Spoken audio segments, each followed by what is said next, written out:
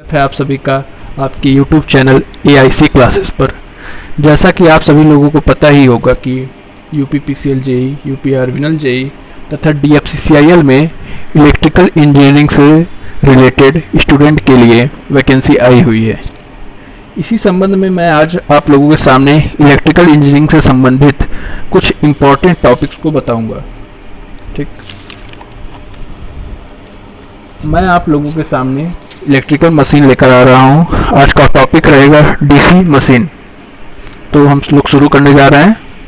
तो जैसा कि आप लोग स्क्रीन में पहले ही देख रखे होंगे कि मैंने पेज पे पहले ही हेडिंग डाल के रखा है डीसी जनरेटर का। तो मैं शुरू करने जा रहा हूं basic structure of electrical machine से। तो पहले हम ये यहाँ पे लाइन टू लाइन समझते जाएंगे कि इलेक्ट्रिकल मशीन एक्चुअली होता क्या है। तो इलेक्ट्रिकल मशीन, कोई भी मशीन से आप क्या समझते हैं, मशीन किसे कहते हैं। 3 इडियट में आप लोगों ने सुना होगा कि उसमें आमिर खान से पूछता है ना प्रोफेसर कि मशीन क्या होता है। तो उसी के शब्दों में बताऊंगा जो आमिर खान जी ने बताया था कि मशीन वो होता है जो किसी भी काम को आसान कर सके। और इलेक्ट्रिकल से संबंधित अगर हम मशीन की बात करेंगे तो वो मशीन वो होगा जो करंट और वोल्टेज और कंडक्टर, फील्ड, इन सब का यूज करके एक फॉर्म की एनर्जी को दूसरे फॉर्म की एनर्जी में कन्वर्ट करता है। ठीक, तो क्या ट्रांसफार्मर हमारा मशीन नहीं है? ट्रांसफार्मर भी एक मशीन है, लेकिन जैसा कि आप लोगों को पता होगा कि वहाँ पे एक फॉर्म में एनर्जी दूसरे फॉर्म में कन्वर्ट तो नहीं होती, इलेक्ट्रिकल एनर्जी को ट्रांसफॉर्म करते हैं, बट वो भी एक मशीन है, उसे स्टैटिक मशीन कहते हैं। तो मशीन को अगर हम उसके रोटेटिंग या मोशन के हिसाब से बांटेंगे तो मशीन 2 प्रकार की हो सकती है। एक ट्रांसफार्मर मोशन के हिसाब से अगर हम बांटेंगे तो मशीनों को 2 भागों में बांट सकते हैं, एक स्टैटिक और एक डायनेमिक या रोटेटिंग मशीन। ठीक है, तो स्टैटिक में तो हम जैसा जानते हैं कि ट्रांसफार्मर है, बाकी डायनेमिक में जितने भी प्रकार के मोटर और जनरेटर हैं आप लोगों ने पढ़ा ही होगा डिप्लोमा में, तो वो रोटेटिंग मशीन में आते हैं। तो आज हम रोटेटिंग मशीन से शुरुआत करेंगे। तो पहला टॉपिक हमारा क्या रहेगा, डीसी जनरेटर, और उसमें है basic structure of electrical machine. तो हम यहाँ पे इलेक्ट्रिकल मशीन की अगर बात करते हैं वो भी रोटेटिंग इलेक्ट्रिकल मशीन की बात करेंगे। अगर रोटेटिंग इलेक्ट्रिकल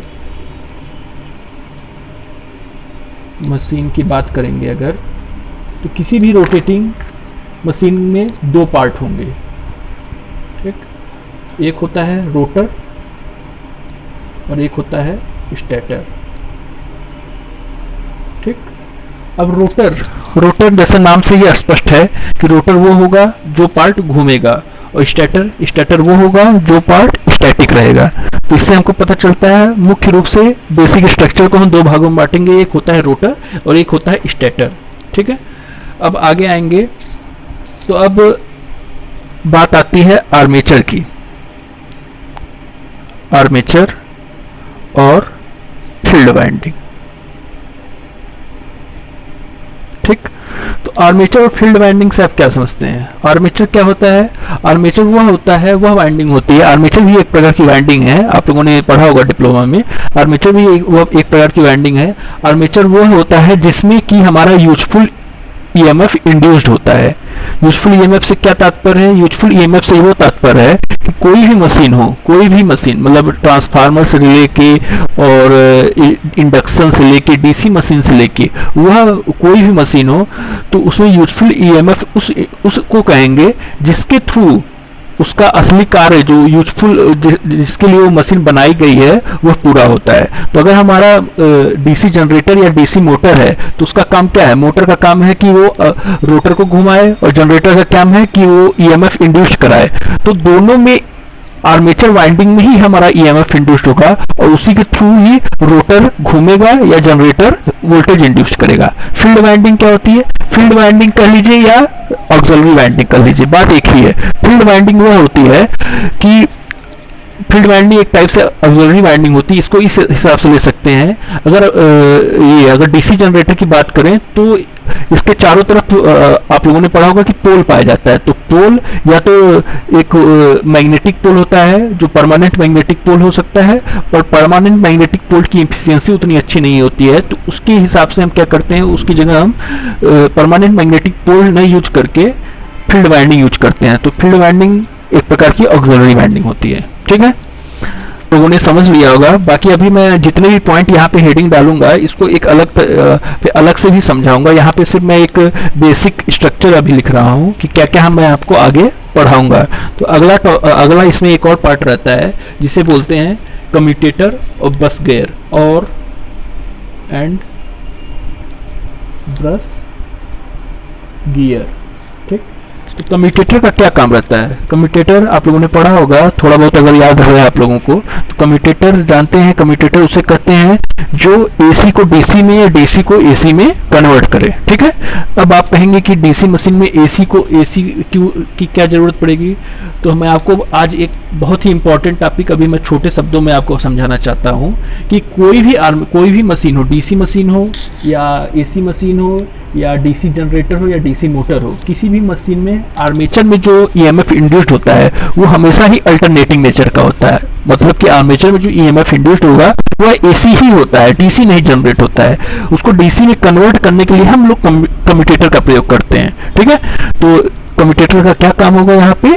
कम्यूटेटर एक मैकेनिकल डिवाइस होती है जो एसी को डीसी में या डीसी को एसी में कन्वर्ट करती है। एसी को डीसी में तब कन्वर्ट करती है जब वो एज ए जनरेटर की तरह काम करती है, और डीसी को एसी में तब कन्वर्ट करती है जब एज ए डीसी मोटर की तरह काम करता है। ठीक है, अब ब्रश गियर क्या काम है कि जैसे रोटर पे ही हमारा कम्यूटेटर लगा होता है, रोटर की शाफ्ट पे, तो अब कोई चीज अगर घूमती हो तो उससे हम करंट को कैसे कलेक्ट करेंगे? घूमती हुई चीज से डायरेक्ट हम उस पर अगर तार जोड़ देंगे, तो आप लोग अगर पहली बार पढ़े होंगे, क्योंकि मैं पहली बार जब इसको पढ़ा था तो मैं यही सोचता था कि उससे तार अगर डायरेक्ट जोड़ देंगे तो तार तो घूमते घूमते लपेटा जाएगा उसमें, तब तो टूट जाएगा तार।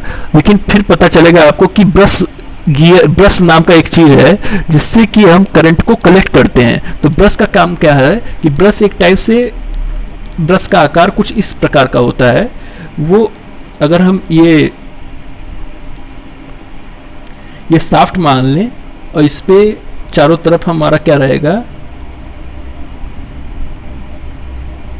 ये मान लें कम्यूटेटर, तो ब्रश हमारा जो रहेगा इस पे ऐसे चिपका रहेगा। ठीक, ब्रश इस पे हमारा चिपका रहेगा। ये अगर गोलादार कम्यूटेटर है, इसको मान लें कम्यूटेटर, तो ब्रश इस पे चिपका रहेगा। ठीक है, तो ब्रश हमेशा उस पे चिपका रहेगा। और कम्यूटेटर कैसा रहता है? कम्यूटेटर उसके चारों तरफ, शाफ्ट के चारों तरफ लपेटा हुआ रहता है, सेगमेंट में, छोटे छोटे सेगमेंट पे रहता है। ठीक है, तो ब्रश का काम ये हो गया। तो आज हम पहली टॉपिक शुरू करते हैं रोटर से। ठीक है, जैसा आपको मैंने पहले ही बताया था कि मैं हर एक टॉपिक को अभी बताऊंगा। तो रोटर मैंने बता रखा है कि रोटर उसे कहते हैं जो कि घूमने वाला, रोटेटिंग पार्ट को रोटर कहते हैं। ठीक है, तो रोटर की अगर हमें डिफिनीशन लिखनी हो तो क्या लिखेंगे? मैं यहाँ पे डिफिनीशन हिंदी में लिखूंगा, लेकिन मैं जो इम्पोर्टेंट मतलब शब्द रहेगा वो इंग्लिश वाला ही शब्द यूज करूंगा, बाकी वो रहेगा हिंदी में ही। ठीक है, तो रोटर किसी मशीन का वह पार्ट है जो कि घूमने के लिए फ्री हो।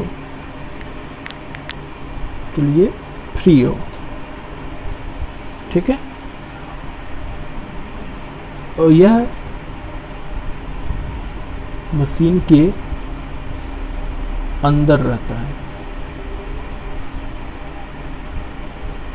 ठीक है, यह मशीन के अंदर रहता है, इसे रोटर कहते हैं। अब अभी सिर्फ हम रोटर की बात कर रहे हैं। ठीक है, अब ये अभी निश्चित नहीं है कि मशीन पे के रोटर पे फील्ड वाइंडिंग है कि आर्मेचर वाइंडिंग है। तो ये नहीं कह सकते हैं कि रोटर वह पार्ट है जिसपे हमारी आर्मेचर वाइंडिंग स्थित रहती है। ठीक है, ये रोटर का एक जनरलिक परिभाषा है, मतलब जनरल सेंटेंस में हम रोटर का डिफिनीशन इस प्रकार से दे सकते हैं। ठीक है, अब एसी डीसी मशीन की बात करें तो डीसी मशीन में जो रोटर होता है उसी पे आर्मेचर वाइंडिंग होता है। लेकिन अगर हम एसी मशीन की बात करें या मतलब इंडक्शन इंडक्शन सॉरी ये क्या नाम है, सिंक्रोनस मशीन की बात करें तो सिंक्रोनस मशीन में रोटर पे फील्ड वाइंडिंग की जाती है। ठीक है, तो दोनों, अगर कोई ये कहे कि रोटर उसे कहते हैं कि जिसमें आर्मेचर वाइंडिंग स्थित हो उसे रोटर कहते हैं, तो ये गलत है। ठीक है, डीसी मशीन और एसी मशीन के हिसाब से रोटर की परिभाषा बदल सकती है। तो ये जो परिभाषा मैं आपको दिया हूं, ये परिभाषा सभी मशीनों के लिए सही है। ठीक है, लेकिन हम यहाँ पे डीसी मशीन की बात कर रहे हैं, तो डीसी मशीन पे के केस में, डीसी मशीन के केस में रोटर पर आर्मेचर वाइंडिंग की जाती है।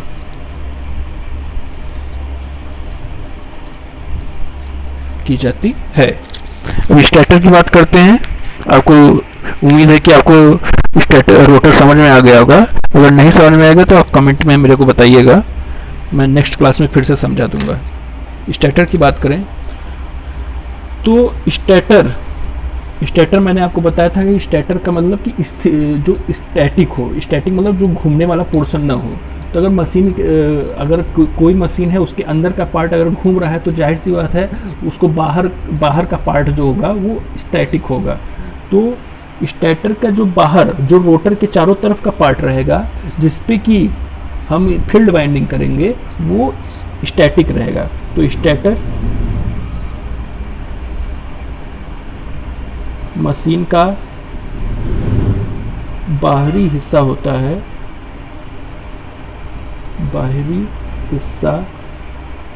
है, जो कि स्टैटिक होता है।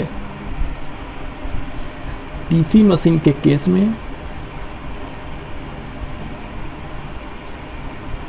में स्टेटर पर फील्ड वाइंडिंग की जाती है। ठीक है, बाकी अगर नहीं समझ में आया होगा तो आप कमेंट में बताइएगा, तो हम स्टेटर को और अच्छे से इलेबोरेट कर देंगे। अभी मैं सिर्फ जनरल सेंटेंस में बता जा रहा हूँ। जैसे जैसे क्लास आगे बढ़ती जाएगी तो आपको हर एक टॉपिक एक दूसरे से लिंक करता हुआ मिलता जाएगा। तो अगला टॉपिक रहेगा हमारा armature winding. WDG short form मैं लिखता हूँ वाइंडिंग के लिए, तो आपको यहाँ पे बता दे रहा हूँ। WDG का मतलब वाइंडिंग। ठीक है,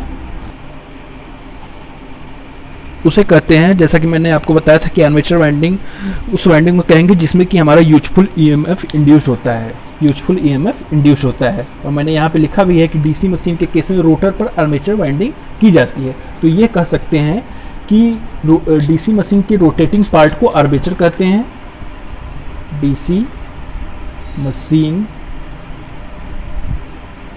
के रोटेटिंग मतलब घूमने वाला हिस्सा, रोटेटिंग पार्ट को आर्मेचर कहते हैं। तथा आर्मेचर अब अगर रोटेटिंग पार्ट है तो आर्मेचर उसको कहेंगे। तो हम जानते हैं कि कोई भी मशीन हो उसमें एक शाफ्ट ही होता है जो घूमता है, तो शाफ्ट होता है। तो शाफ्ट को अगर हम आर्मेचर तो कहेंगे नहीं, तो जाहिर सी बात है शाफ्ट के ऊपर एक कोर बनाएंगे जिसे क्या कहेंगे, आर्मेचर कोर कहते हैं। ठीक है, तो शाफ्ट के ऊपर, मशीन के शाफ्ट के ऊपर एक सिलेंड्रिकल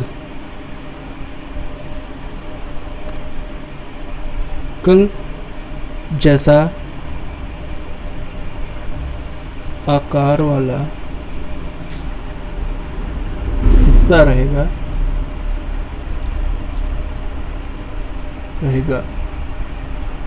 जिसे कि से आर्मेचर कोर कहते हैं।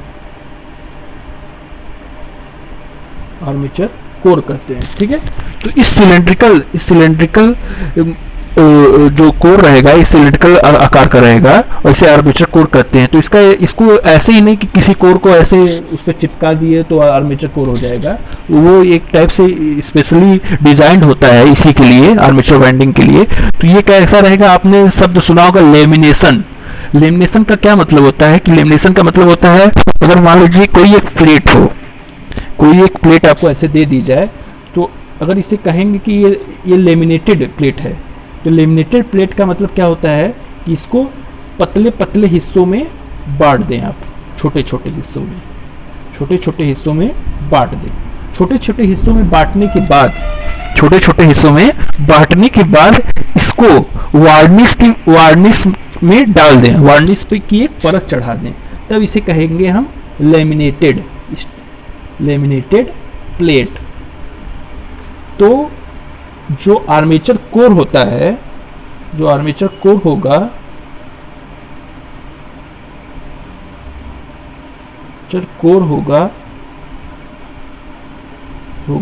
वह भी लेमिनेटेड ही होगा। अब आप लोगों के मन में यह प्रश्न उठ रहा होगा कि ये लेमिनेटेड क्यों होता है। तो लेमिनेटेड आपने पढ़ा होगा, आपने अगर बेसिक इलेक्ट्रिकल पढ़ा होगा, डीसी मशीन भी थोड़ा बहुत पढ़ा होगा, तो आपको पता होगा कि डीसी मशीन में कुछ हानियां होती हैं जो कॉपर लॉस के अलावा, जो अगर बाहर हम कंडक्टर निकाल देंगे उसके अलावा भी कुछ हानियां होती हैं जो उसके कोर में होती हैं, जिसे आयरन लॉसेस बोलते हैं। इस आयरन लॉस का एक महत्वपूर्ण हिस्सा होता है हिस्टेरेसिस लॉस। तो हिस्टेरेसिस लॉस को तथा और eddy current loss, hysteresis loss तथा ईडी करंट लॉस को कम करने के लिए हम लेमिनेटेड आर्मेचर कोर का प्रयोग करते हैं। ठीक है, तो अब आगे आपको हम बताएंगे कि होता क्या है हिस्टेरेसिस और इसके बारे में अगर कुछ और बातें कर सकते हैं तो ये है कि आर्मेचर वाइंडिंग जो है, आर्मेचर वाइंडिंग दो प्रकार की होती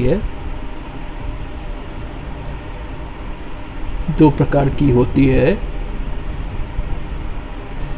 एक होता है लैप वाइंडिंग और दूसरा होता है वेव वाइंडिंग।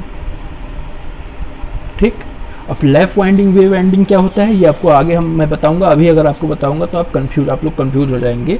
तो लैप वाइंडिंग और वेव वाइंडिंग एक वाइंडिंग, ये दोनों वाइंडिंग के प्रकार हैं जो डीसी मशीन में किया जाता है। अब आगे आप पढ़ेंगे कि लैप वाइंडिंग और वेव वाइंडिंग क्या होता है, कैसे किया जाता है, ये सब कुछ मैं आपको बताऊंगा। ठीक है, आर्मेचर वाइंडिंग के बाद बात करेंगे हम फील्ड वाइंडिंग का। तो फील्ड वाइंडिंग